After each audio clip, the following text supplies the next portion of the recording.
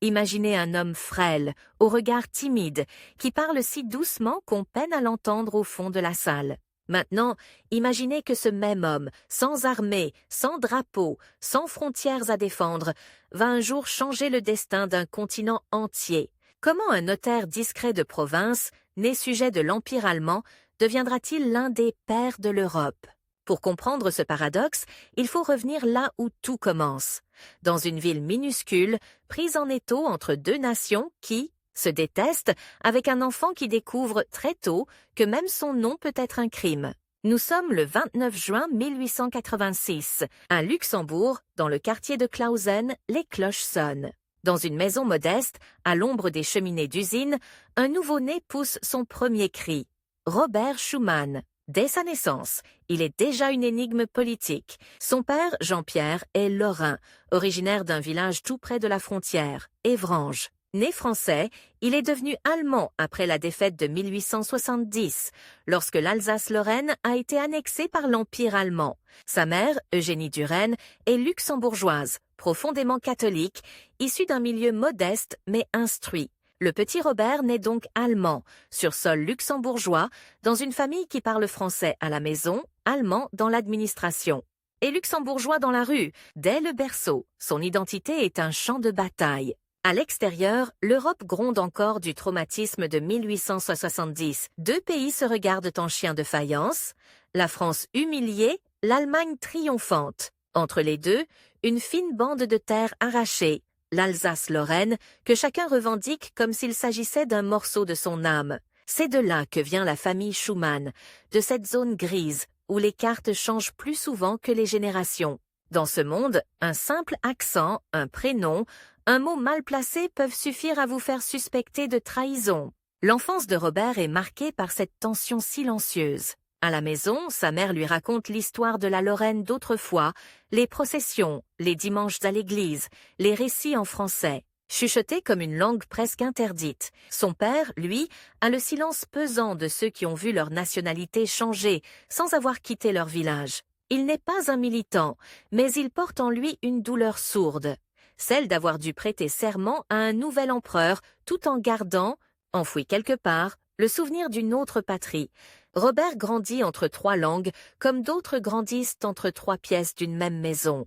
Il passe sans effort du luxembourgeois familier des ruelles, au français tendre de sa mère, à l'allemand rigoureux des formulaires officiels, mais cette richesse linguistique a un prix.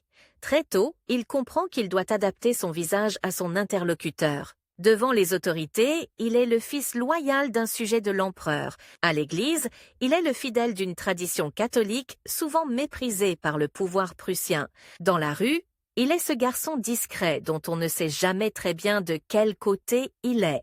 À l'école primaire de Luxembourg, Robert se révèle studieux, presque trop sérieux pour son âge. Il ne brille pas par des éclats de génie spectaculaires, mais par une obstination tranquille.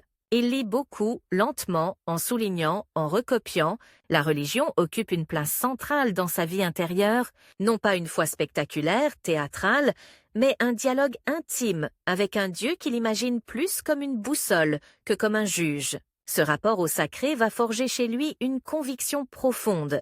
Les lois des hommes ne peuvent ignorer la dignité de la personne, même la plus humble. Le vrai choc vient lorsqu'il quitte Luxembourg pour poursuivre sa scolarité à Metz, en Lorraine annexée. Là, le jeune Robert découvre ce que signifie vivre sur une ligne de fracture.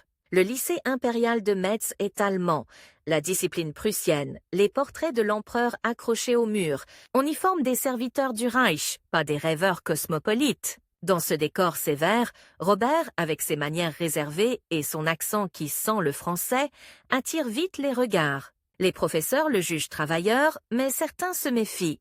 Un maître d'allemand, un jour, lance devant toute la classe « Schumann, vous avez un nom bien peu allemand pour un sujet de Sa Majesté ».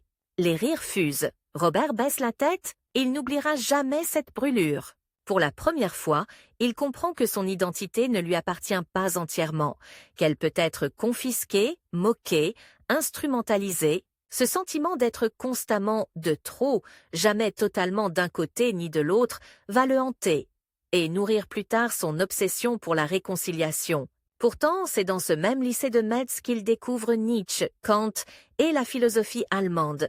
Il lit aussi les grands auteurs français, presque en cachette, comme un acte de résistance intime.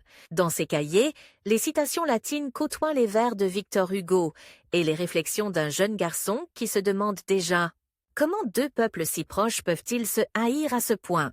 La question n'a pas de réponse, mais elle s'imprime en lui comme un problème à résoudre, un ultimatum moral qu'il s'impose sans le savoir. Il se donne au fond de lui un délai. Sa génération ne doit pas léguer à la suivante la même haine que celle qu'elle a reçue. À la fin de ses études secondaires, Robert fait un choix décisif. Il va étudier le droit, non pas pour le prestige ou l'argent, mais parce qu'il pressent confusément que c'est par les lois que l'on peut réparer les blessures invisibles.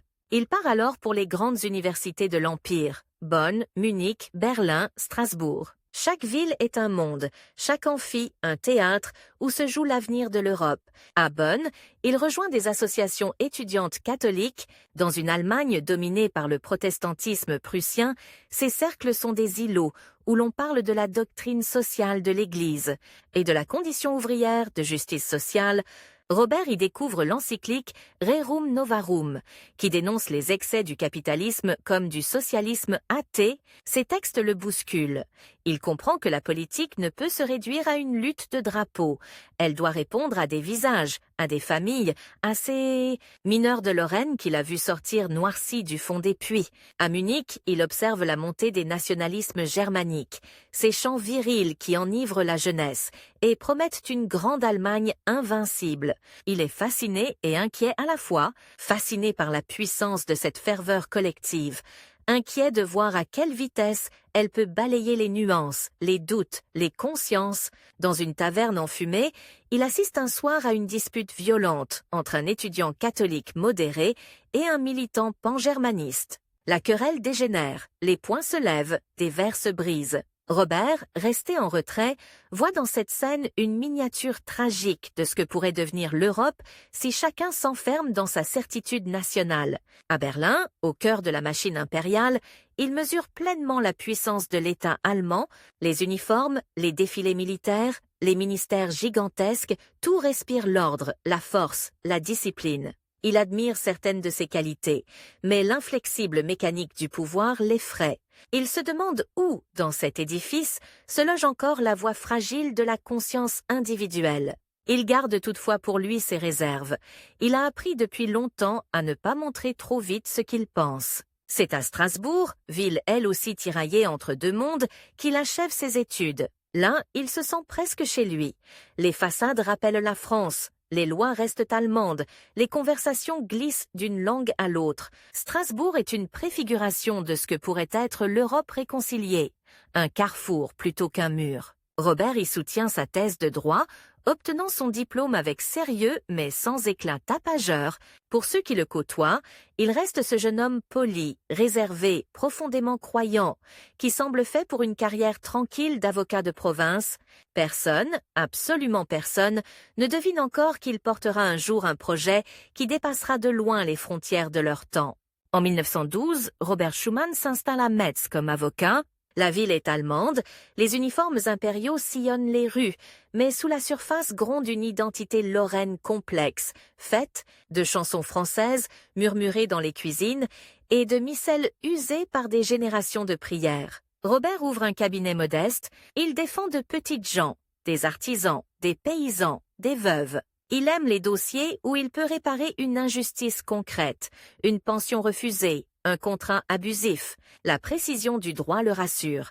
Les textes sont un refuge dans un monde où tout semble mouvant. Mais le 28 juin 1914, un coup de feu à Sarajevo fait voler en éclats cette fragile routine. L'archiduc François Ferdinand est assassiné. Quelques semaines plus tard, l'Europe s'embrase. La Première Guerre mondiale éclate comme un incendie longtemps couvé. À Metz, les cloches sonnent, mais cette fois pour la mobilisation générale. Les hommes partent en colonne, drapeau au vent, certains ivres d'enthousiasme, d'autres le regard déjà absent. Robert, en tant que sujet allemand, reçoit lui aussi un ordre de convocation. Le sort, cependant, va le placer à part. Jugé inapte au combat en raison de problèmes de santé, il n'est pas envoyé au front. Pas de tranchée pour lui, pas de baïonnette dans la boue de la Somme. À la place, il est affecté à l'administration civile à Metz. Là encore, il se retrouve entre deux mondes, celui des ordres venus de Berlin et celui des familles lorraines qui pleurent leur fils, qu'ils portent l'uniforme allemand ou qu'ils soient partis se battre sous drapeau français de l'autre côté de la ligne de front. Chaque jour, des avis de décès s'empilent sur son bureau, des noms qu'il connaît, des camarades d'école, des voisins de Luxembourg, des anciens clients. Il signe des documents, classe des dossiers, mais chaque feuillet porte l'odeur de la chair brûlée sur le saillant de Verdun. Cette distance administrative face à l'horreur le hante. Il a le sentiment d'être un spectateur forcé d'une tragédie dont il ne peut détourner le regard. Avec la guerre, le temps s'est accéléré, comme si l'histoire s'était donné quelques années pour décider du destin du continent. Dans cet ouragan, Robert, simple rouage de l'appareil civil, se dit intérieurement: si nous sortons vivants de ce cauchemar, il faudra trouver une autre voie. Et nous n'aurons pas toute une vie pour la chercher. Plus la guerre avance, plus les tensions nationales s'exacerbent à Metz. Ceux qui, comme Schumann, ont un pied dans chaque culture, sont regardés avec suspicion. Aux yeux des nationalistes allemands, il est trop francophone, trop catholique, pas assez martial. Aux yeux de certains lorrains francophiles, il reste un sujet de l'Empire qui continue à servir l'administration du Kaiser. Cette double méfiance est son enfer intime, mais aussi, paradoxalement, son école politique. Il apprend à tenir dans l'entre-deux, à résister à la pression des extrêmes, à croire obstinément qu'au-delà de la haine du moment, et il existe encore des ponts possibles.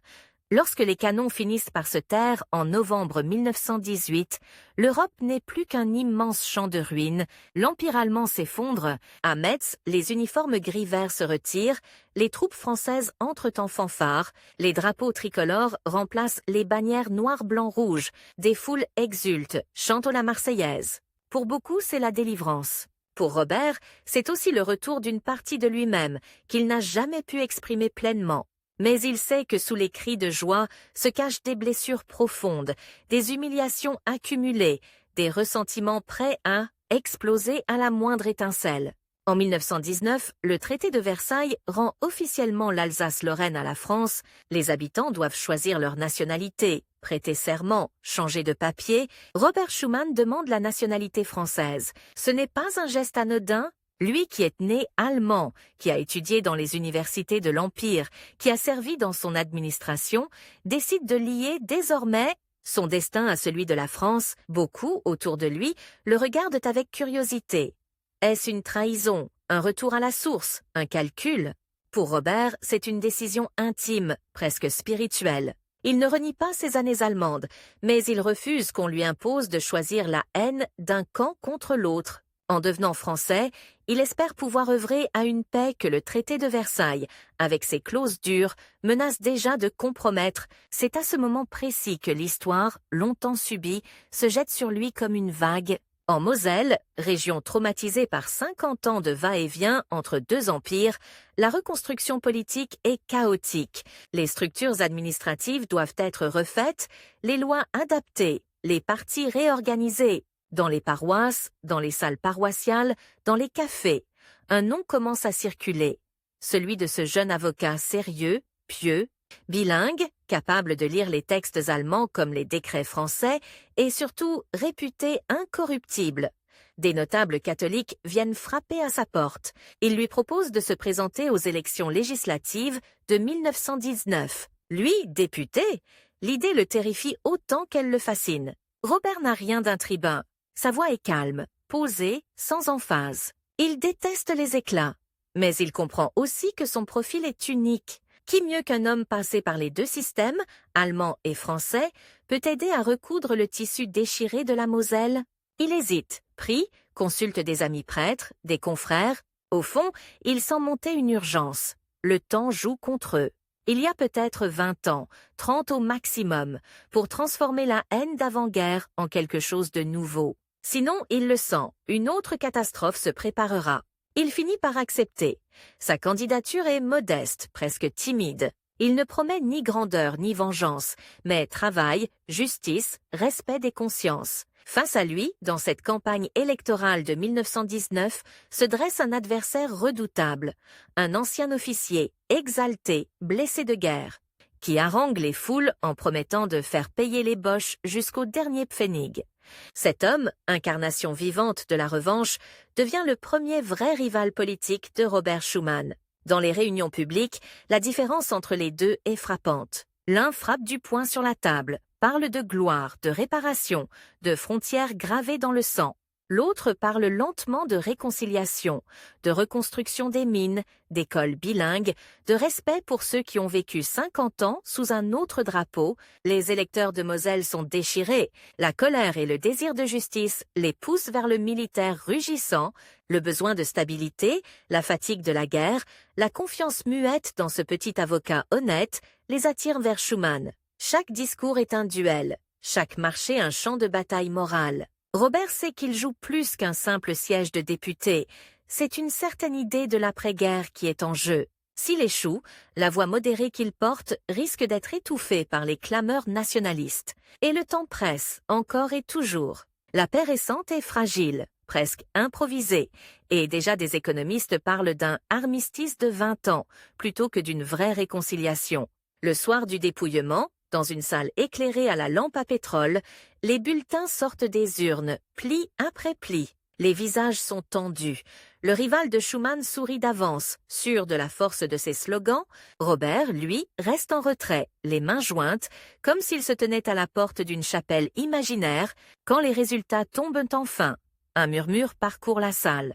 Contre toutes les attentes des plus exaltés, c'est le candidat discret. Et l'avocat de Metz qui l'emporte. Robert Schuman est élu député de la Moselle au moment où il franchit, quelques semaines plus tard, les portes de la Chambre des députés à Paris, ce fils de Lorraine, né allemand. À Luxembourg, élevé entre 3 langues et 2 cultures ennemies, sait qu'il entre dans un temps compté. Il n'a pas de slogan flamboyant, pas de bataillon derrière lui, mais il porte un pari fou. Prouver, dans le tumulte de l'entre-deux guerres, qu'il est possible de bâtir la paix autrement qu'avec des traités de vengeance. Il ignore encore que, pour tenir ce pari, il devra affronter non seulement l'hostilité de ses adversaires politiques, mais aussi les secousses d'une nouvelle tempête qui, déjà, commence à s'accumuler à l'horizon européen.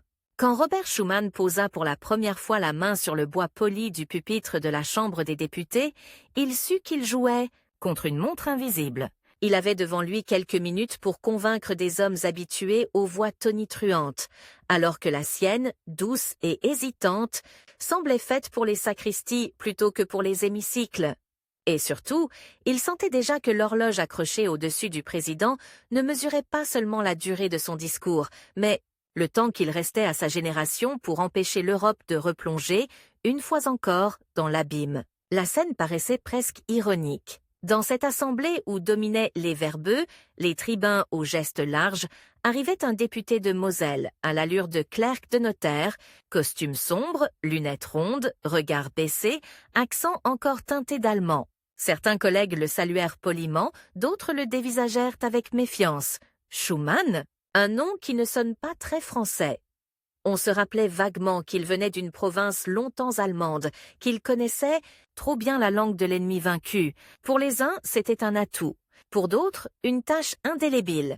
Parmi ses regards, se détachait celui d'un homme que Robert connaissait trop bien. Son ancien rival de 1919, l'ex-officier à la voix.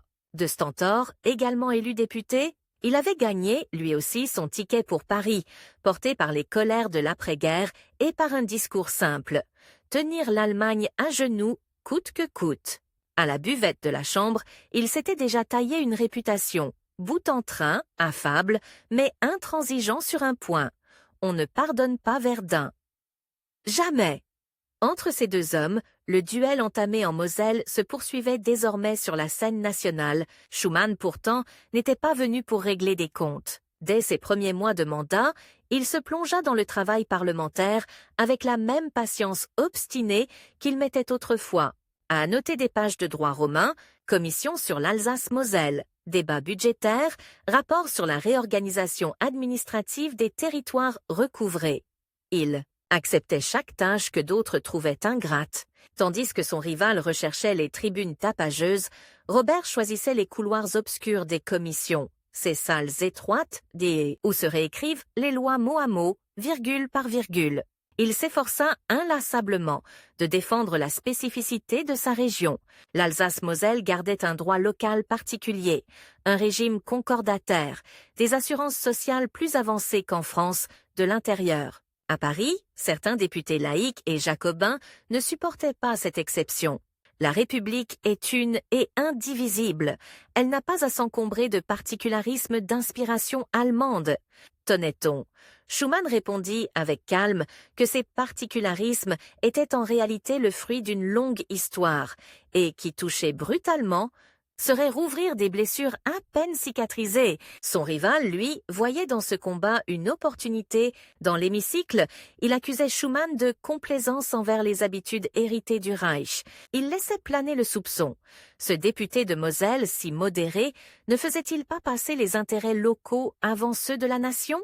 Chaque séance prenait des airs de duel feutré, l'officier devenait le champion de la pureté nationale. Schuman, celui d'une France capable d'absorber sans brutaliser, les applaudissements se partageaient entre le fracas des slogans et la discrète approbation de ceux qui pressentaient qu'une république forte n'a pas besoin d'écraser ses enfants les plus fragiles.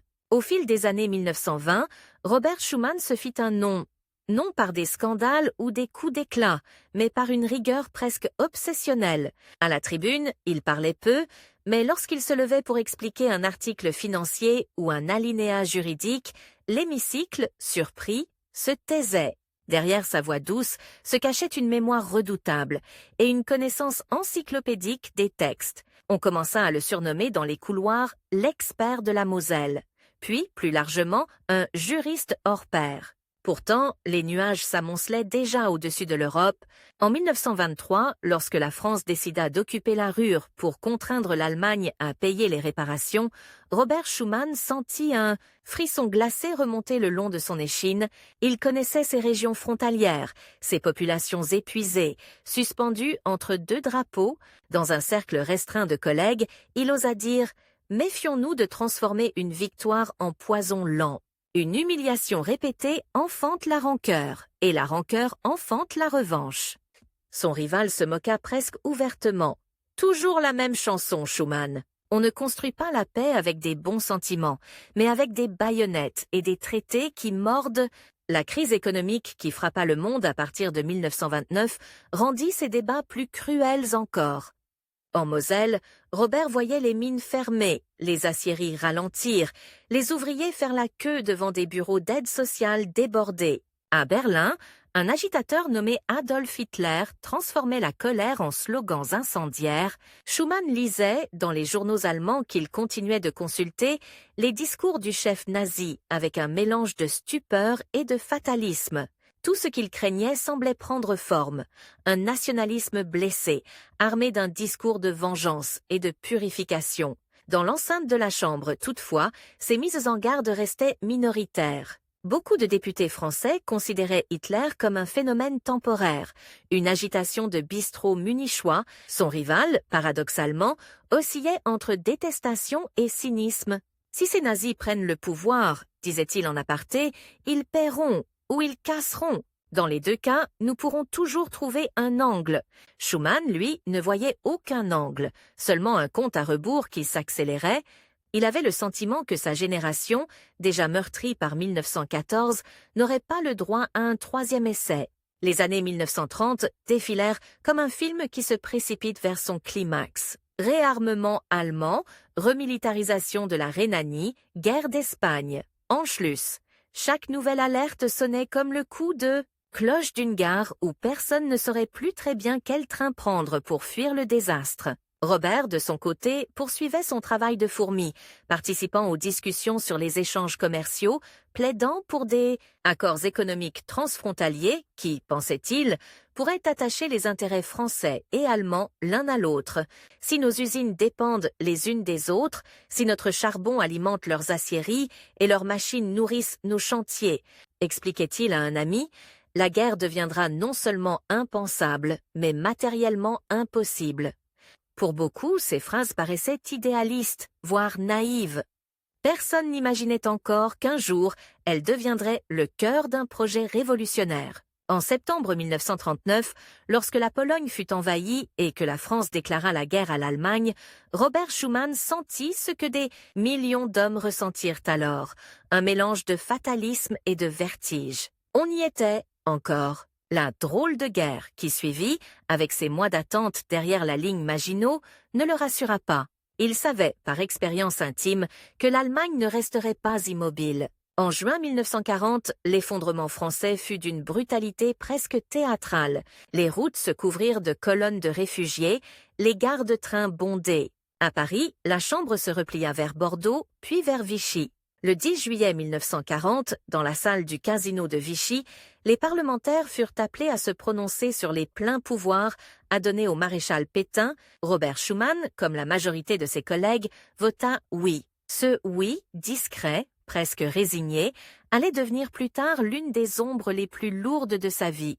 Comment cet homme, si attaché à la démocratie, avait-il pu signer la mise en sommeil de la République ? Ce jour-là, toutefois, il se sentait écrasé par le poids d'un pays à genoux, d'une armée en déroute, d'un peuple en fuite. Pétain apparaissait comme un rempart, un vieillard protecteur dans un monde qui s'écroulait. Son rival, lui, vota oui avec enthousiasme, convaincu que le maréchal saurait enfin imposer une France forte, débarrassée des faibles et des tièdes.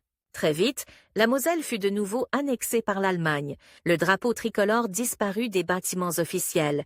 Les rues reprirent des noms germaniques. Schuman, en tant que personnalité connue et ancien député, fut immédiatement dans le viseur. En septembre 1940, la Gestapo l'arrêta. On le jeta dans une cellule à Metz, puis on le transféra en Allemagne.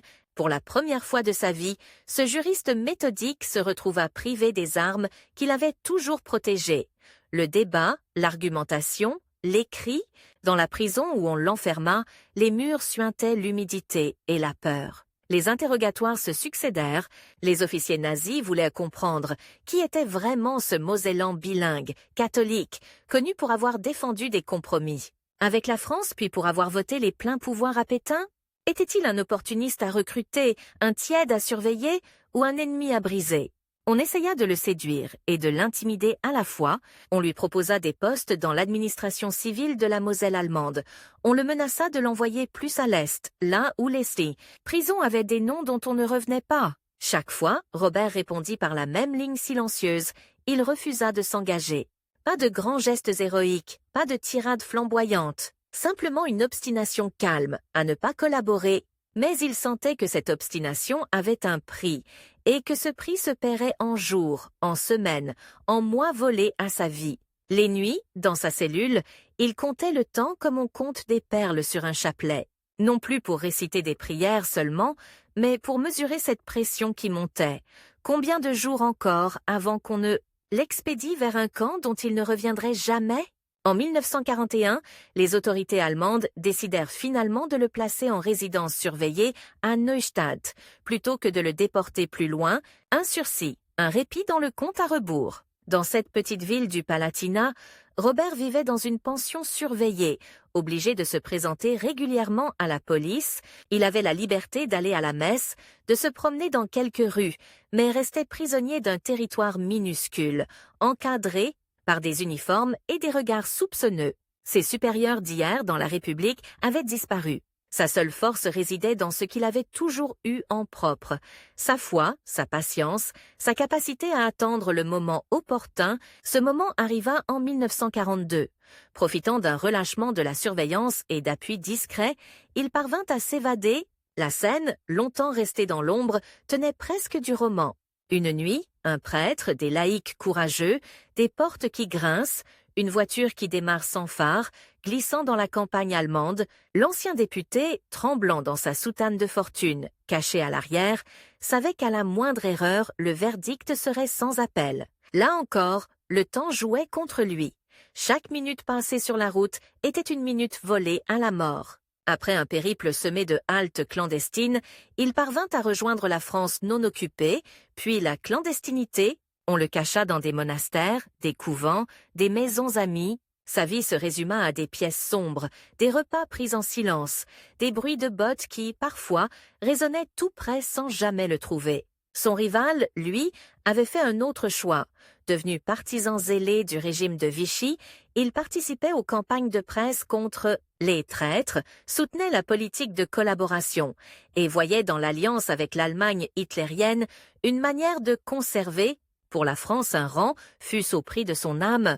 Lorsque la libération survint enfin, Robert Schuman sortit de l'ombre comme un homme qu'on aurait cru disparu. Mais ce retour à la lumière ne fut pas triomphal. En France, l'heure était au règlement de compte, à l'épuration. Ceux qui avaient voté les pleins pouvoirs à Pétain étaient suspectés. Comment distinguer parmi eux les convaincus, les lâches, les prisonniers des circonstances? Le nom de Schuman se retrouva sur des listes, on l'interrogea, on examina son parcours, on chercha des preuves de collaboration. Ce fut un de ces paradoxes cruels de l'histoire. L'homme qui avait refusé la main tendue par les nazis, qui avait risqué sa vie pour s'échapper et vivre caché, devait maintenant se justifier devant ses concitoyens. Ses amis résistants, des prêtres, des laïcs, vinrent témoigner, on produisit des lettres, des rapports, des attestations. Peu à peu, son image se dégagea des ombres, la justice de l'épuration le blanchit. Mais cette épreuve laissa en lui une trace profonde.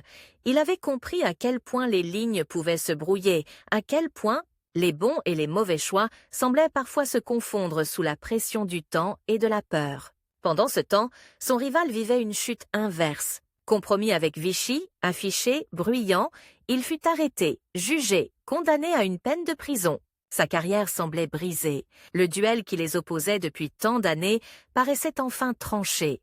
Mais l'histoire, capricieuse, n'a jamais aimé les conclusions trop simples. Quelques années plus tard, cet homme reparaîtrait, transformé en chroniqueur acerbe, puis en porte-parole d'un courant farouchement hostile à toute idée d'entente avec l'Allemagne renaissante. Le conflit entre les deux hommes n'en était qu'à un nouveau tournant. En 1945, la France n'était plus qu'un pays à reconstruire pierre par pierre, franc par franc. Les villes bombardées ressemblaient à des gueules ouvertes vers le ciel, les campagnes à des cicatrices encore saignantes. Robert Schuman, réhabilité, fut sollicité pour se présenter à nouveau aux élections. Il accepta, avec la conscience aiguë qu'il n'avait plus devant lui l'horizon large de sa jeunesse. Né en 1886, il approchait de la soixantaine. Combien de temps lui restait-il pour transformer ses intuitions en actes? 10 ans? 15 au mieux? Dans un siècle qui avait déjà broyé 2 fois le continent, cela paraissait dérisoire. Élu à nouveau député de Moselle, il rejoignit un nouveau parti, le Mouvement républicain populaire, MRP, formation démocrate chrétienne issue de la résistance. Ses valeurs catholiques, son souci social, sa volonté de réconciliation trouvaient là un cadre naturel. À l'Assemblée constituante, puis à la nouvelle Assemblée nationale, il participa aux délibérations qui donnèrent naissance à la 4e République. On lui confia des responsabilités financières, des missions complexes, toujours dans ce rôle qui lui allait si bien, celui de l'artisan, discret, du maçon qui ajuste les briques pendant que d'autres posent la première pierre sous les flashs. En 1946, il fut nommé ministre des Finances, le portefeuille le plus explosif de la France d'après-guerre. Le pays croulait sous les dettes, l'inflation galopait, les tickets de rationnement rythmaient encore la vie quotidienne. Dans les bureaux de la rue de Rivoli, Schuman s'immergea dans les colonnes de chiffres comme autrefois dans les colonnes du journal officiel. Il fallait stabiliser la monnaie, rassurer les créanciers, négocier avec les Américains qui préparaient ce qui deviendrait le plan Marshall. Là encore, le temps était compté. Si la France ne se relevait pas assez vite, elle risquait de basculer dans le chaos social et politique. Face à lui, dans l'hémicycle, les feux nourris ne manquaient pas. Les communistes dénonçaient une politique d'austérité dictée par Washington. Les gaullistes vigilaient jalousement toute atteinte à la souveraineté nationale.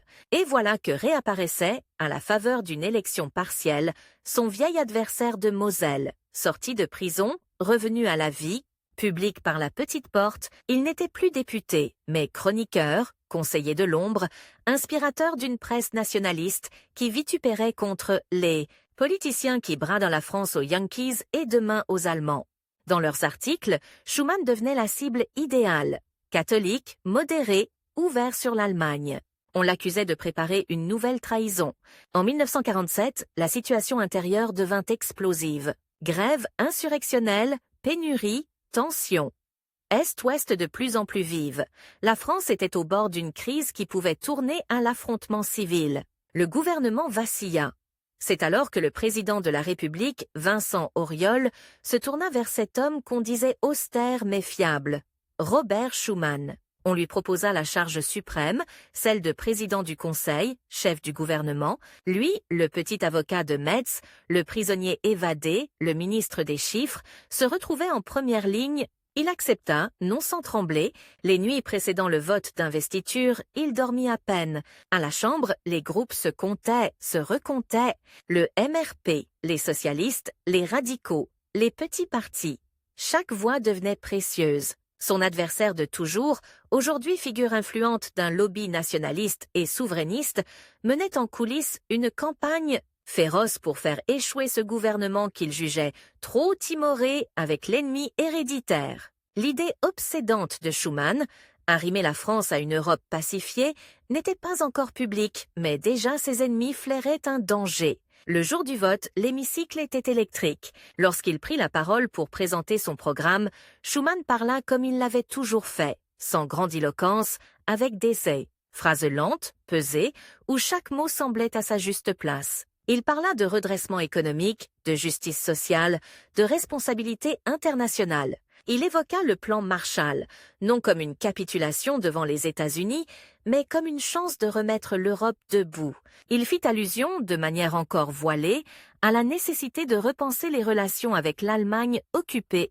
Il savait que chacun de ces mots était une allumette au-dessus d'un baril de poudre. Le résultat du vote fut serré, très serré. Mais il passa. Robert Schuman devint président du Conseil. Pour la première fois, cet homme qui haïssait le tumulte se retrouva au centre du cyclone. La France qu'il dirigeait était un pays épuisé, fracturé, mais aussi un pays qui avait soif de stabilité et de perspective. Lui, de son côté, mesurait l'étroitesse de la fenêtre historique. Les États-Unis, lassés, ne resteraient pas éternellement engagés sur le continent. L'Union soviétique avançait ses pions en Europe de l'Est. Entre les deux blocs, la France et l'Allemagne, encore occupées, devaient choisir, rester face à face comme deux boxeurs épuisés, ou accepter de déposer les gants. En 1948, après quelques mois à la tête du gouvernement, Robert Schuman prit une autre fonction qui allait donner à son intuition une dimension inédite. Il devint ministre des Affaires étrangères. Ce portefeuille, en apparence moins exposé que celui des Finances, était en réalité un poste de commande stratégique. C'est là, dans les couloirs du Quai d'Orsay, qu'il allait pouvoir commencer à dessiner, concrètement, quelque chose qui dépassait de loin les frontières de la 4e République. Son rival, installé désormais dans les sphères d'influence, redoubla d'attaques. Dans des journaux au tirage croissant, il martelait que la diplomatie française devait viser à tenir l'Allemagne à jamais sous tutelle, à exploiter son charbon et son acier sans rien lui donner en échange de substantiel. Faire confiance aux Allemands? S'indignait-il. Autant confier son portefeuille au voleur qui vous l'a déjà pris 2 fois. Ces phrases trouvaient un écho puissant dans un pays encore endeuillé, où chaque famille ou presque comptait un mort, un disparu, un déporté. Robert Schuman savait qu'il marchait sur une ligne de crête. S'il allait trop vite vers la réconciliation, il risquait de perdre son pays. S'il attendait trop, le fossé se creuserait de nouveau, irrémédiablement. Dans ses notes, dans ses carnets, il écrivait des phrases qui ressemblaient à des avertissements à lui-même. Nous avons peut-être 5 ans. 10 au plus. Après, les rancœurs se seront cristallisées, les blocs se seront figés. L'Europe ne sera plus qu'un champ de bataille gelé entre 2 empires. Le temps, encore et toujours, s'imposait comme un adversaire silencieux. Cette idée, il savait qu'elle déclencherait la fureur de son rival et de tous ceux qu'il représentait. Elle heurterait des siècles de logique diplomatique fondée sur la domination ou la méfiance. Mais il sentait aussi qu'elle avait une force propre, comme si l'histoire elle-même, à force de répétitions sanglantes, poussait enfin. Un homme a tenté autre chose. Il n'avait plus 20 ans, plus 30. Il était un sexagénaire fatigué, marqué par les prisons, la clandestinité, les années de responsabilité. Pourtant, derrière ses lunettes rondes, une lueur nouvelle brûlait. Il regarda à nouveau l'horloge du mur, les aiguilles tournaient, imperturbables. Pour beaucoup, ce n'était qu'un instrument banal. Pour lui, c'était redevenu un compte à rebours, celui des dernières années où l'on pouvait encore transformer la haine en structure. Ou la vengeance en coopération. Il prit sa plume, ouvrit un carnet et commença à écrire des mots qu'il n'osait pas encore appeler un plan. Dehors, dans un café du quai Voltaire, son vieil adversaire préparait déjà un nouvel article tonitruant contre la folie de ceux qui rêvent d'une Europe sans ennemis. Entre ces deux silhouettes, l'une tapant rageusement sur une machine à écrire, l'autre traçant lentement des phrases sur un carnet, se jouait, à bas bruit, le prochain acte du drame européen. Celui où le frêle avocat de Metz allait tenter de transformer, à lui seul, un continent de ruines en laboratoire de paix, avant que, le temps, impitoyable, ne lui retire définitivement la parole. On ne change pas le destin d'un continent avec 3 minutes de lecture monotone dans une salle sans fenêtre. Et pourtant, cet après-midi du 9 mai 1950, au quai d'Orsay, un homme en costume sombre s'apprête à le tenter. Devant lui, quelques dizaines de journalistes qui s'ennuient déjà, croyant venir assister à une banale conférence de presse. Derrière lui, 2 guerres mondiales, des dizaines de millions de morts, des villes rasées, des trains entiers de déportés qu'on a vus disparaître dans la fumée. Entre les deux, la voix douce de Robert Schuman. Et une idée qui paraît, à cet instant, presque obscène. Tendre la main à l'Allemagne.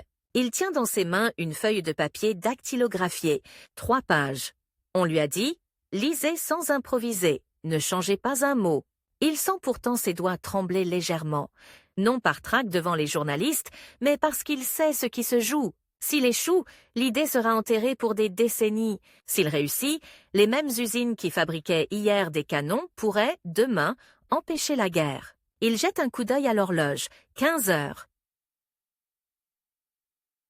À l'autre bout de Paris, son vieil adversaire de Moselle, devenu chroniqueur vedette d'un journal nationaliste, s'installe devant la radio. Il a entendu des rumeurs. Schuman prépare un coup tordu avec les Allemands, écrit-il le matin même. Il allume l'appareil avec une curiosité mêlée de mépris. Il ignore encore que ces 3 minutes vont hanter le reste de sa vie. Pour comprendre comment Robert Schuman est arrivé là, il faut revenir quelques mois en arrière. L'Allemagne de l'Ouest vient tout juste de naître. Divisée de sa sœur de l'Est par un rideau de barbelés idéologiques, Berlin est un champ de ruines coupé en quartiers. L'Europe centrale, une carte froissée, où s'installent des armées soviétiques. Les Américains pressent les Européens de se ressaisir. À Washington, on estime qu'il reste peu de temps avant que le bloc de l'Est ne tente un nouveau coup de force. En coulisses, on parle déjà de réarmer l'Allemagne occidentale pour faire face à Staline. L'idée glace Schuman. Réarmer, oui, peut-être. Mais comment empêcher que les mêmes usines de la Ruhr, les mêmes aciéries qui ont craché les obus de Verdun et les chars de 1940, ne repartent un jour au service d'un nouveau délire nationaliste? Un soir de l'hiver 1949, dans un bureau discret de la rue de Martignac, un autre homme l'attend, Jean Monnet. Pas un élu, pas un tribun, mais un stratège de l'ombre, un organisateur qui a passé la guerre à Londres et à Washington. Sur la table, des cartes, des graphiques, des schémas de flux de charbon et d'acier. Monnet ne tourne pas autour du pot. Si nous continuons comme avant, Robert, nous aurons une 3e guerre. Les mêmes mines, les mêmes hauts fourneaux, les mêmes frontières. Il faut briser ce cercle. Nous devons mettre en commun le charbon et l'acier de l'Europe. Les matières premières mêmes de la guerre doivent devenir les chaînes de la paix. Schuman écoute, silencieux. À chaque fois que Monnet dit « charbon de la Ruhr », il revoit les silhouettes noires des mineurs allemands, mais aussi les canons, géants estampillés Krupp qui tonnaient sur Verdun. À chaque fois qu'il entend « acier lorrain », il pense aux rails sur lesquels ont roulé les trains de prisonniers. L'idée de les fusionner dans une autorité commune, au-dessus des États, lui semble à la fois folle et d'une logique implacable. Mais le temps, demande-t-il.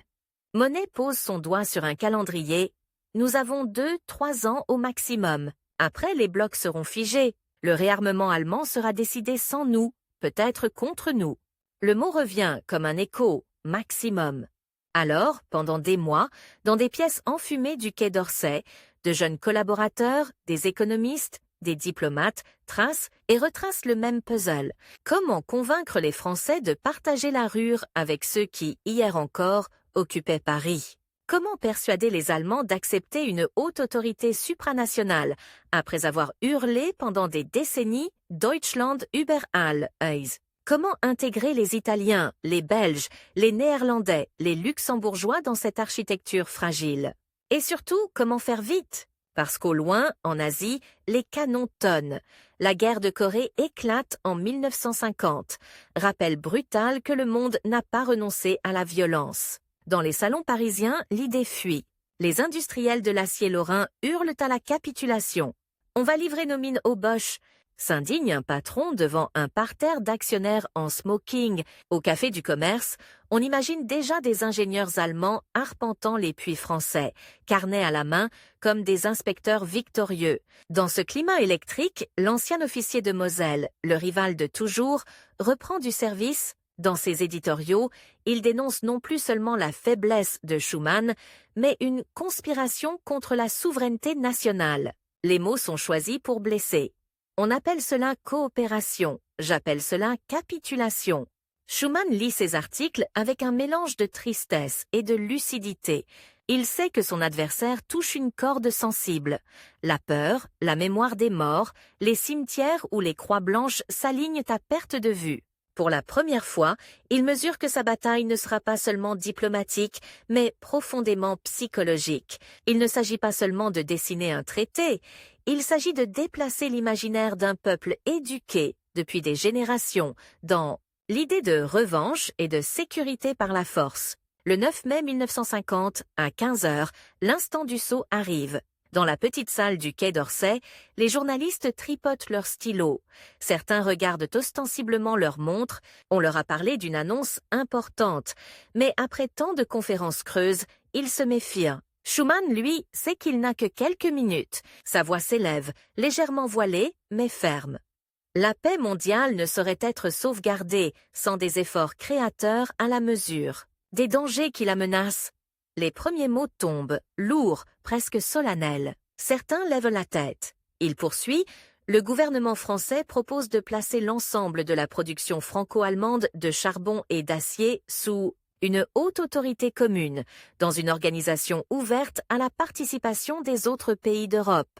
Il vient, en une phrase, de proposer l'impensable, confier 2 piliers de la puissance nationale à un organisme supranational, où Français et Allemands seraient à égalité, dans le salon de province où son rival écoute la radio, un verre de cognac à la main, la réaction est immédiate. Le liquide manque de jaillir lorsqu'il se redresse brusquement. « C'est de la folie pure !» hurle-t-il à un ami présent. Dès le lendemain, sa plume se déchaîne. « On nous demande d'embrasser le bourreau », titre son journal. Et pourtant, quelque chose s'est déplacé. À Bonn, le chancelier Konrad Adenauer reçoit la nouvelle comme un choc heureux. Pour lui, cette proposition française est une planche de salut. Elle offre à l'Allemagne une manière honorable de revenir dans le vrai concert des nations sans susciter une peur panique. À Rome, à Bruxelles, à La Haye, à Luxembourg, les gouvernements perçoivent instinctivement la portée du geste. En quelques semaines, 6 pays acceptent de se mettre autour d'une même table pour transformer ce discours en traité. Les Britanniques, eux, déclinent. Ils restent au bord du fleuve, sceptiques, regardant ces continentaux qui se promettent une nouvelle histoire.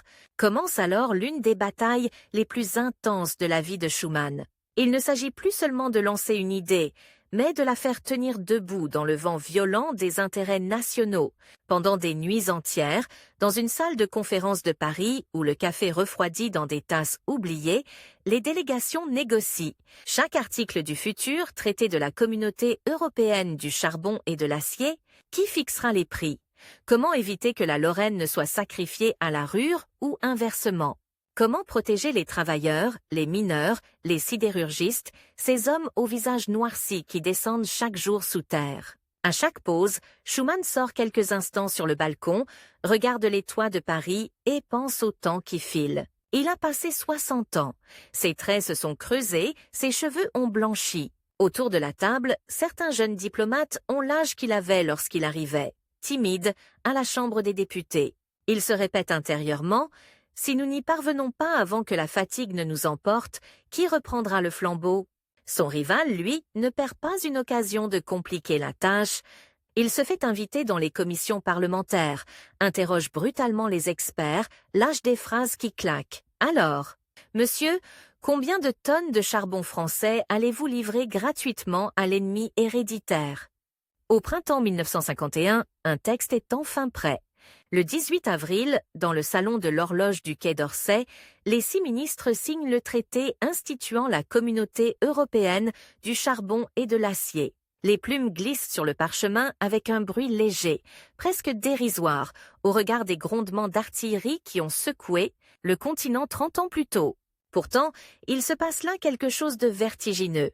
Pour la première fois, les États acceptent de déléguer un pan de leur souveraineté à une autorité commune. Au même endroit où jadis on avait signé des traités de revanche, on noue cette fois un pacte qui, si tout va bien, rendra absurde l'idée d'une nouvelle guerre franco-allemande. Les difficultés, cependant, sont loin d'être terminées. Le traité doit encore être ratifié par les parlements nationaux. En France, les opposants se mobilisent. À l'Assemblée nationale, le débat est enflammé. Sur les bancs de droite nationaliste, de gauche communiste, on dénonce une abdication, une Europe des trusts, une trahison de la classe ouvrière française. Au centre, Schuman demande la parole.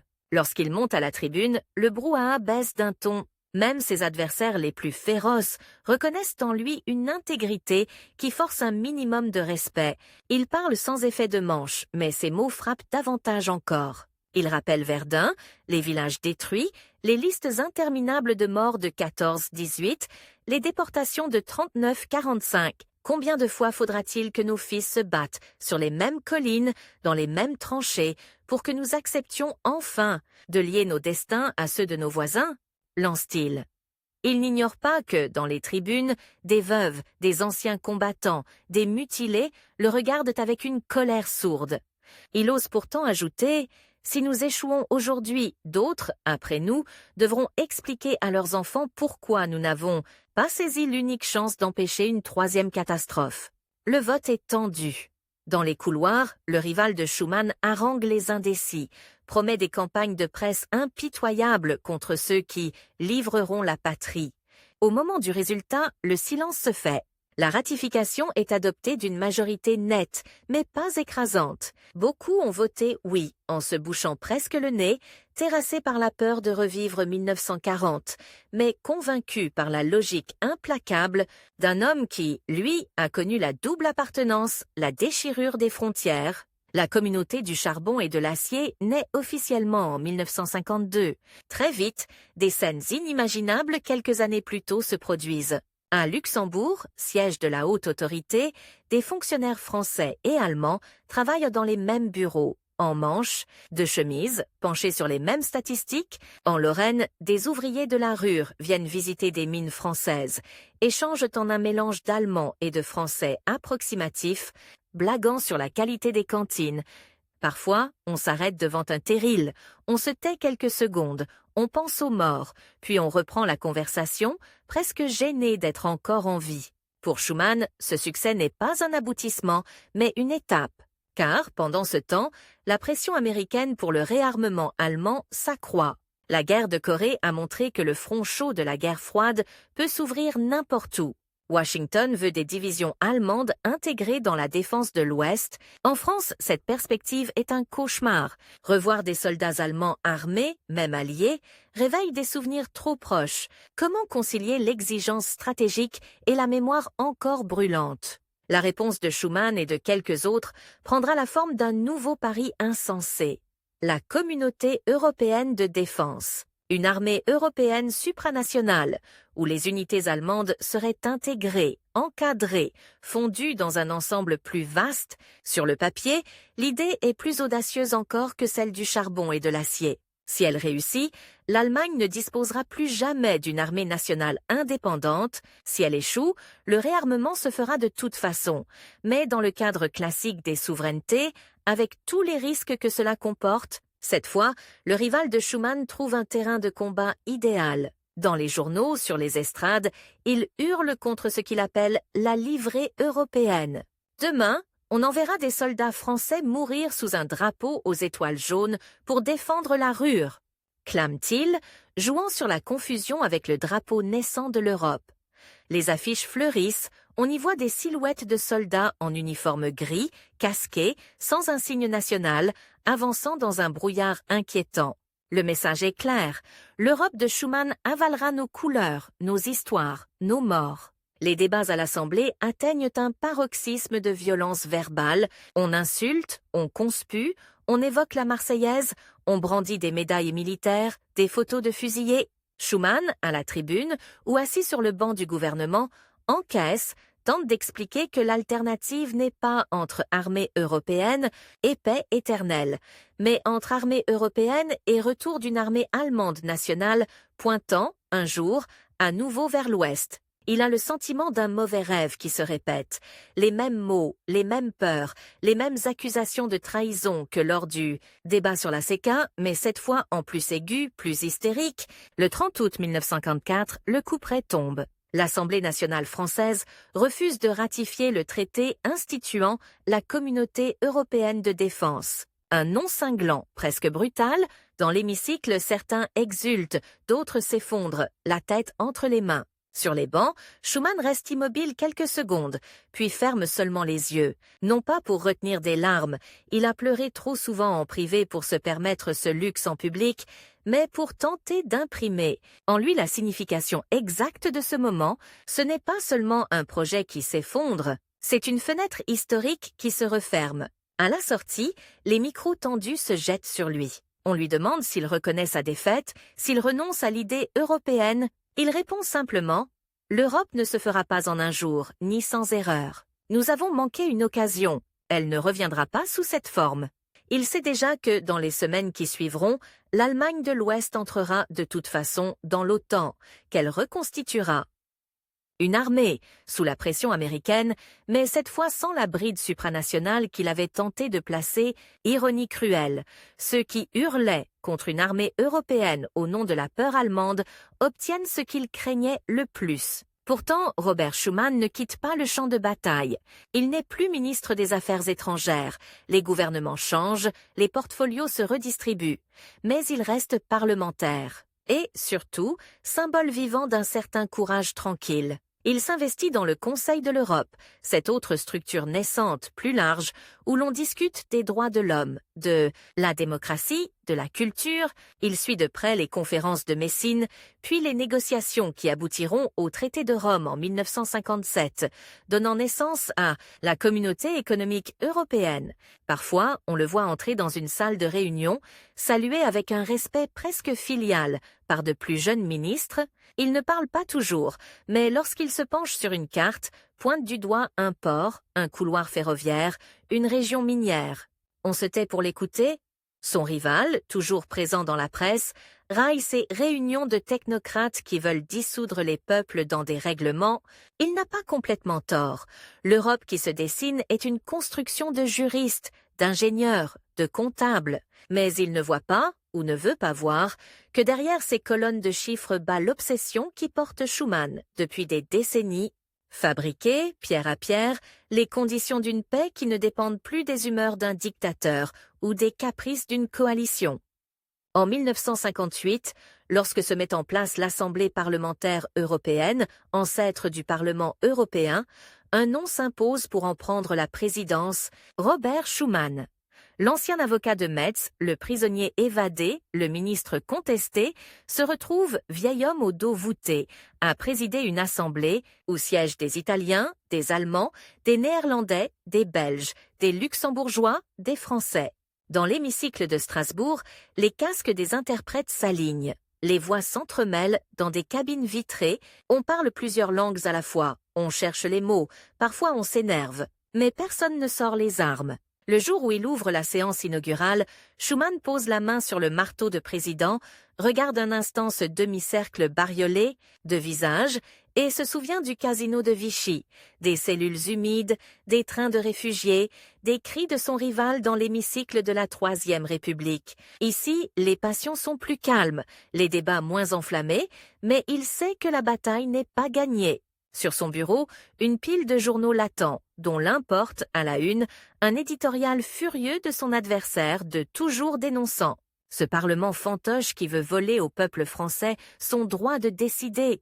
Le duel continue, simplement déplacé d'un champ de bataille à un autre, à la fin d'une longue journée de session, alors que les interprètes rangent leurs casques et que les députés quittent l'hémicycle. En grappe bavarde, Robert Schuman reste quelques instants seul. Assis dans le silence soudain, il regarde les pupitres désertés, les micros éteints, les sièges vides. Il pense aux années qu'il lui restent, forcément comptées. Il sait qu'il ne verra pas l'achèvement de cette construction. Mais il se surprend à sourire faiblement, car il a réussi, au moins, à changer le sens du temps. Là où l'histoire européenne n'était qu'une succession de comptes à rebours vers la guerre, elle est devenue, grâce à ses institutions, imparfaite, un lent mouvement vers une autre forme de destin. Au dehors, sur le parvis de l'Assemblée, un vent frais fait claquer un drapeau bleu nuit, où 12 étoiles dorées dessinent un cercle sans commencement ni fin, comme une promesse que d'autres prendront le relais. Dans un café voisin, un vieil homme, plume acérée mais main tremblante, rédige encore un article contre l'Europe de Schuman. Deux vieillesses qui s'affrontent, deux visions irréconciliables d'un continent trop longtemps enchaîné à ses fantômes. Le temps, une fois de plus, tranche déjà. L'un des deux a commencé à graver sa marque, non dans l'écume des manchettes du lendemain, mais dans l'invisible architecture des années à venir. À 72 ans, quand tant d'hommes politiques comptent les jours qui les séparent de la retraite, Robert Schuman se découvre. Au contraire, un compte à rebours brutal. 2 ans, pas beaucoup plus, pour transmettre ce qu'il sait, avant que son propre corps ne le trahisse. Les médecins ne parlent pas de délai, ils disent fatigue cardiaque, prudence, ménagez vos forces. Mais lui traduit aussitôt, il reste peu de temps. Pas pour vivre. Il accepte déjà l'idée de la mort, mais pour s'assurer que l'Europe qu'il a aidé à réveiller ne se rendormira pas. Aussitôt, étouffé sous la poussière des habitudes nationales, chaque matin, à Strasbourg, quand il entre dans l'hémicycle de l'Assemblée parlementaire européenne, il marche un peu plus lentement. Son costume semble flotter sur son corps amaigri, mais dès qu'il prend place au fauteuil de président, le vieux réflexe revient. Le dos se redresse, le regard se fait précis. Autour de lui, des députés qui, souvent, n'avaient pas encore l'âge de voter lorsque la guerre s'achevait, se disputent sur des quotas agricoles, des tarifs douaniers, la coordination des transports. Cela semble technique, presque ennuyeux. Schuman, lui, voit autre chose. Derrière les chiffres, des ports qui ne seront plus bombardés, des frontières où l'on passera bientôt. Sans montrer un passeport, des enfants qui apprendront à conjuguer « nous » à l'échelle d'un continent. Ce qui l'inquiète, ce ne sont pas ces jeunes élus aux costumes trop neufs. Ce qui le ronge, c'est ce qui se passe au dehors. À Alger, les bombes explosent, rappelant que l'Empire français se fissure dans le sang. À Berlin, un bloc de béton invisible se dresse déjà dans les têtes, prélude au mur qui, bientôt, coupera la ville en deux. À Paris, un homme revenu du désert, Charles de Gaulle, s'apprête à refaçonner la République à son image. Et, dans une petite salle de rédaction sombre, où fument encore les cigarettes fortes, son vieux rival de Moselle aiguise sa plume. Pour une nouvelle cible, non plus seulement l'Europe de Schuman, mais ce qu'il appelle maintenant la Conjuration de Strasbourg.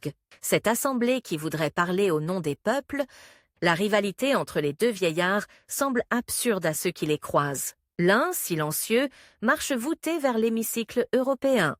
L'autre, visage raviné mais regard brillant, dicte encore rageusement ses éditoriaux à une génération de jeunes journalistes qui n'ont pas connu Verdun.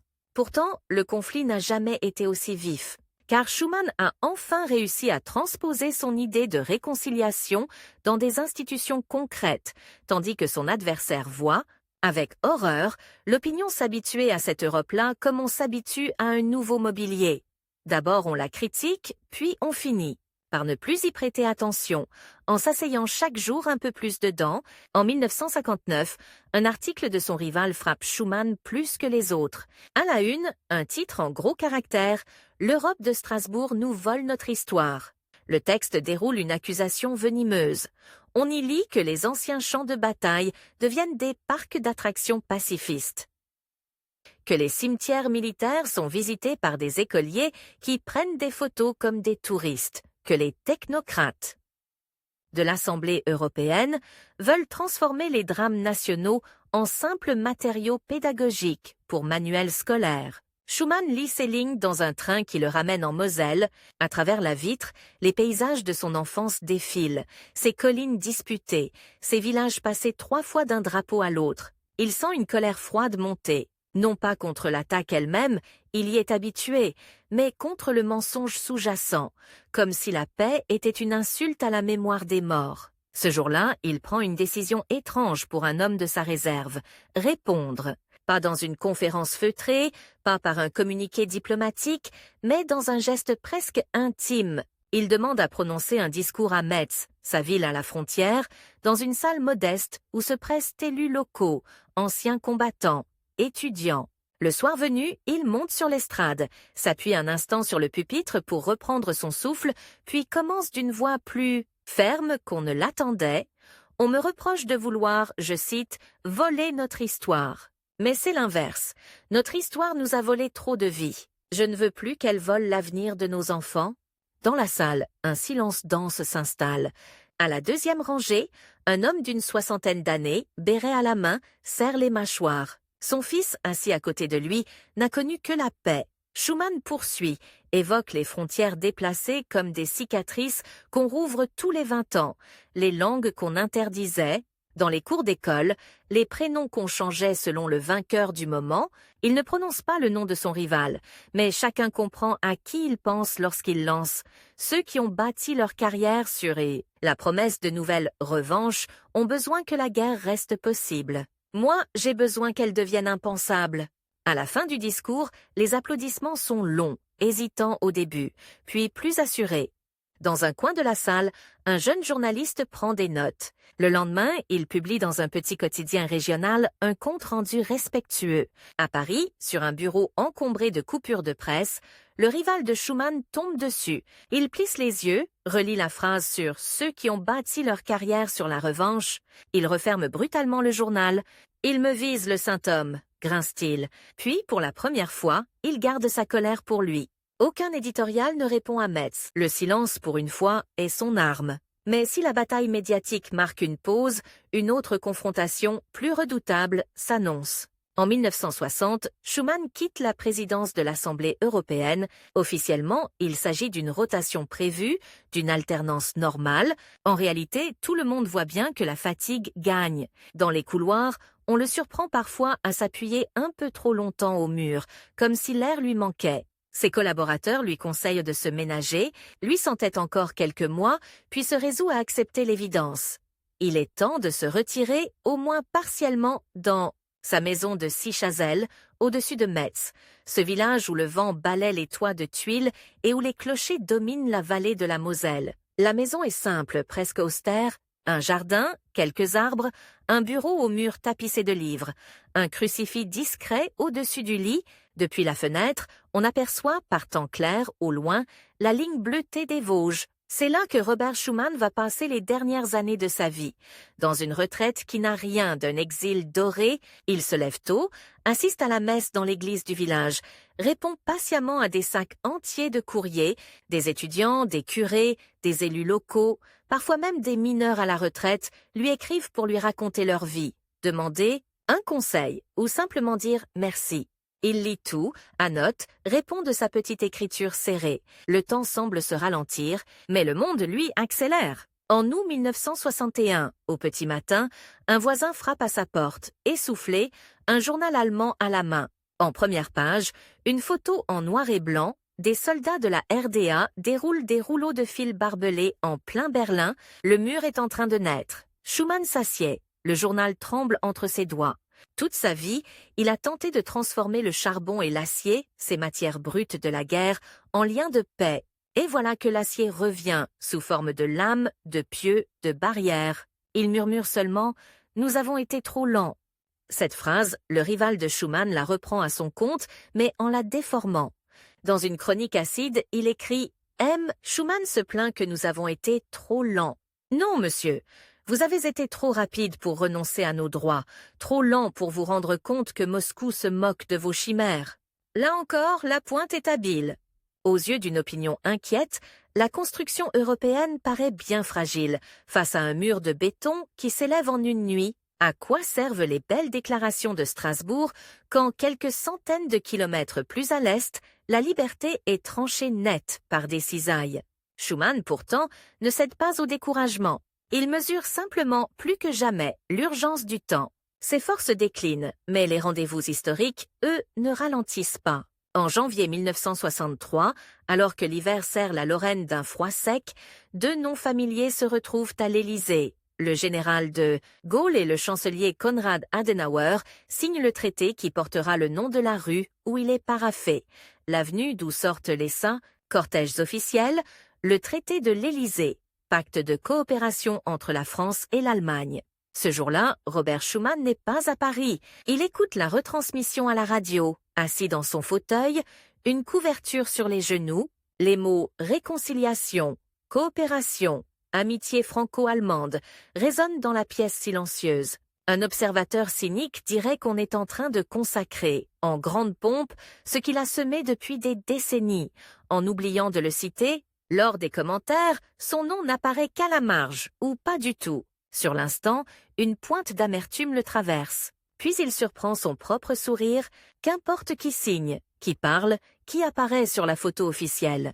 L'essentiel est là. La France et l'Allemagne s'engagent, une fois de plus, à ne plus se faire la guerre. Son idée vit même sans lui. La réaction de son rival, en revanche, est d'une autre tonalité. Dans un éditorial furibond, il fustige un mariage forcé avec l'ennemi héréditaire, un traité de capitulation morale. Il y voit, paradoxalement, la victoire totale de la pensée Schuman, ce mot qu'il prononce désormais comme une injure, synonyme de naïveté et de renoncement. Mais, derrière la fureur, une angoisse affleure, si même de Gaulle, le héros de la résistance, le chantre de la souveraineté nationale, se prête à cette mise en scène de la réconciliation, que reste-t-il de son propre discours? Peu à peu, il commence à le sentir. La France qu'il croyait représenter n'est plus tout à fait la même. Pour la première fois depuis longtemps, il demande un entretien avec Schuman. La demande arrive par courrier, sur papier jauni, écriture reconnaissable entre toutes. Les collaborateurs de Schuman s'étonnent. Après des décennies de coups de stylo empoisonnés, voilà que l'adversaire veut parler face à face. Schuman hésite, prie, puis accepte. Quelques jours plus tard, une voiture cahotante grimpe jusqu'à Sichazel. Un homme en sort, plus voûté encore que lui. Canne à la main, regard durci par les années mais traversé par quelque chose de nouveau. Une fatigue qui ressemble à du doute. La scène se déroule dans le petit salon de la maison. 2 fauteuils, une table basse, une carafe d'eau. Les 2 anciens députés de Moselle se retrouvent pour la première fois depuis des lustres, sans micro, sans tribune, sans journaliste. Le rival attaque d'abord, comme à son habitude, il parle de Europe des boutiques, de technocratie, de souveraineté perdue. Schuman l'écoute en silence, laissant les mots glisser, jusqu'à ce que la voix en face de lui se brise légèrement. « Et si vous aviez tort, Robert ?» lance soudain l'autre sur un ton où pointe l'angoisse. Schuman le regarde, surpris, l'autre corrige aussitôt, comme pour effacer ce moment de faiblesse, ou plutôt, et si l'histoire vous donnait raison, et que ce soit finalement moi qui ai vécu pour rien. Voilà le vrai duel, nu, sans rhétorique. 2 vieillesses qui se demandent ce qu'elles laisseront derrière elles. Schuman prend le temps de répondre « Si j'ai tort, ce n'est pas moi qui souffrirai, je serai parti. Ce sont nos petits-enfants qui paieront. C'est pour eux que je me suis battu, pas contre vous. » Le rival détourne le regard, puis lâche presque à voix basse. « Mon petit-fils partira à la rentrée, à Munich. » Échange scolaire. Il est ravi. Il me dit qu'il veut apprendre l'allemand pour travailler dans une grande entreprise européenne. Un silence étrange suit cette confession, comme si les murs eux-mêmes se penchaient pour écouter. Le temps d'une seconde, tout ce que Schuman a voulu devient concret. Un enfant qui voit dans l'Allemagne non un ennemi héréditaire, mais un lieu d'opportunité. Le vieil adversaire se lève, mal assuré. « Je ne vous pardonnerai pas », lâche-t-il encore, par orgueil plus que par conviction. « Mais je crois que je ne pourrai plus vous combattre comme avant. » La porte se referme sur lui. Schuman reste seul, oserait presque murmurer un « merci » pour cette capitulation à demi-mot. Ce n'est pas une réconciliation, pas une conversion. C'est mieux peut-être. C'est la preuve que même chez l'ennemi le plus acharné, quelque chose cède devant l'évidence d'un monde qui change. Les mois suivants, le corps de Schumann décline plus vite que sa volonté. Les médecins lui répètent « Reposez-vous ». Il réduit les déplacements, reçoit de moins en moins de visiteurs. Il consacre ses dernières forces à écrire, non pas ses mémoires complètes, il n'en a pas le temps, mais des notes, des fragments. Des réflexions sur l'Europe, la démocratie, la dignité humaine. Sur son bureau, les piles de courriers continuent d'arriver. Parmi elles, quelques lettres d'Allemagne, de jeunes gens qui écrivent en français approximatif. « Monsieur Schumann, nous avons appris à l'école ce que vous avez fait. Merci. » Le 4 septembre 1963, au petit matin, la cloche de l'église de Sichazel sonne différemment. Dans la Maison Blanche au bout de la rue, les volets sont clos. Robert Schumann vient de mourir, paisiblement, disent les proches, après avoir reçu les sacrements. Dans la pièce, un livre est resté ouvert sur la table de chevet, une paire de lunettes posée dessus. Au mur, la carte d'Europe qu'il regardait souvent, comme pour vérifier chaque jour que les frontières restaient à leur place. L'annonce de sa mort ne fait pas la une de tous les journaux. Certains sont occupés par d'autres crises, d'autres par les remous de la décolonisation et des querelles partisanes. Son rival publie un court article, plus sobre qu'on ne l'aurait cru. Disparition d'un adversaire opiniâtre. Pas d'injures, pas d'ironie. Le temps, là aussi, a émoussé les lames. À Metz, à Luxembourg, à Strasbourg, les drapeaux sont mis en berne. À Paris, quelques discours rendent hommage à l'artisan inlassable de la réconciliation. Mais la foule n'envahit pas les rues, les héros tranquilles n'attirent pas les foules en larmes.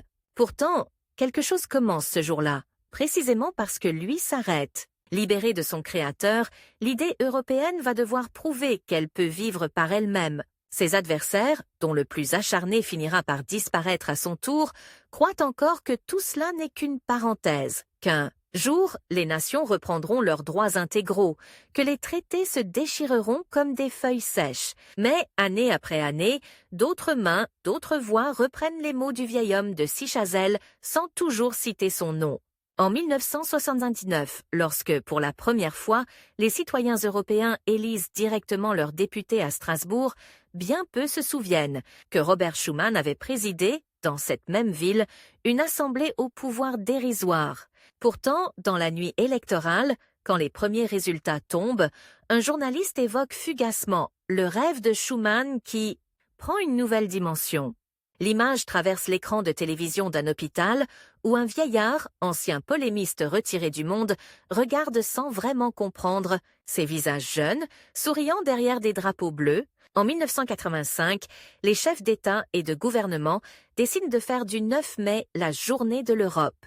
La date n'a pas été choisie au hasard, c'est celle de la déclaration prononcée au Quai d'Orsay, un après-midi de 1950, par un ministre, aux lunettes rondes que beaucoup avaient pris pour un bureaucrate sans relief. À Sichazel, la tombe de Robert Schumann, dans l'église fortifiée, reçoit ce jour-là des fleurs venues de toute l'Union. Ses restes reposent à quelques mètres à peine de la frontière, qu'il a ballottée toute sa vie entre deux nations. Sur la pierre, une simple inscription « Père de l'Europe ». Deux mots qui résument une existence entière de prudence opiniâtre, et le temps continue de faire son œuvre. Quand, en 1989, le mur de Berlin s'ouvre dans un fracas de marteaux et de chants, de jeunes Allemands de l'Est courent, en larmes, vers leurs cousins de l'Ouest. Parmi eux, certains brandissent des drapeaux européens, ce cercle d'étoiles dorées sur fond bleu que Schumann avait vu pour la première fois flotter timidement devant le Conseil de l'Europe. Ce soir-là, un commentateur de télévision s'exclame « C'est l'Europe qui retrouve son unité ?» Sans le savoir, il met en mots le rêve d'un vieil homme disparu 26 ans plus tôt, qui, un soir d'août 1961, avait murmuré, en voyant se dresser le mur, « Nous avons été trop lents ». À la fin du XXe siècle, alors que l'Union européenne s'élargit, adopte une monnaie unique, rédige des traités de plus en plus épais, le nom de Robert Schumann se fige peu à peu dans les manuels scolaires. On le voit en photo, en noir et blanc, costume sombre, regard doux. On le cite dans des discours officiels. On baptise une gare, un pont, des lycées, une station de métro. Le danger, désormais, n'est plus qu'on l'attaque, mais qu'on l'embaume, qu'on oublie la violence des résistances qu'il a dû affronter. la solitude des couloirs nocturnes, la haine froide de certains regards, pour ne voir en lui qu'un grand homme au sourire débonnaire. Pourtant, parfois, la vérité ressurgit, par une autre voie. En 1990, le diocèse de Metz ouvre la cause de béatification de Robert Schuman. L'ancien ministre, moqué jadis comme le sacristain de la République, devient officiellement serviteur de Dieu. Des théologiens épluchent tes lettres, des témoins racontent sa modestie, sa charité discrète, sa vie de prière. En 2021, l'Église catholique le déclare vénérable, reconnaissant l'héroïcité de ses vertus. Ce n'est plus seulement l'Europe institutionnelle qui le revendique, c'est une communauté spirituelle qui voit en lui un homme ayant tenté d'incarner, dans le champ le plus brutal qui soit, la politique internationale, le commandement simple et presque scandaleux de l'Évangile, « Aimez vos ennemis ». Alors, quand on remonte le fil de sa vie depuis cette église de Sichazel, on mesure mieux l'ampleur du pari qu'il a pris. Un enfant né allemand dans un territoire annexé, devenu français sans changer de maison. Un avocat timide, un député prudent, un ministre sans charisme oratoire, qui a pourtant osé tendre la main à ceux que tous appelaient encore les ennemis héréditaires. Un homme sans armes, sans parti personnel, sans fortune, qui a affronté la fureur d'un rival de toujours et de milliers d'anonymes, persuadés qu'ils trahissaient leur mort, le temps finalement a tranché entre eux. Les éditoriaux rageurs ont jauni dans des archives que plus personne ne consulte. La voix cassée du polémiste s'est éteinte, sans laisser autre chose que des phrases amères, éparpillées dans des collections de journaux reliés. Les institutions que Schuman a contribué à fonder, elles, continuent de produire des règlements ennuyeux, des compromis laborieux, des budgets contestés. Bref, tout ce qui, en politique, ressemble à la vie quotidienne d'une communauté qui a renoncé à se déchirer. Il n'y a pas de statue équestre de Robert Schuman brandissant un glaive. Il y a, à Strasbourg, Bruxelles, Luxembourg, des couloirs impersonnels où des hommes et des femmes, en costume ou en tailleur, passent leur journée à négocier des normes sur la qualité de l'air, la libre circulation ou la protection des données. À première vue, rien de héroïque. Et pourtant, à chaque fois qu'un différend entre deux pays se règle par une réunion autour d'une table ovale plutôt que par la mobilisation de réservistes, à chaque fois qu'un jeune Mosellan part étudier à Mayence sans se demander sur quel sol national il pose le pied.